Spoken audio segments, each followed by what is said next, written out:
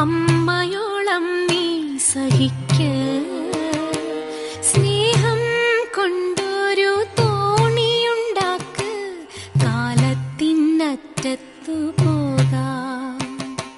സ്നേഹം കൊണ്ട്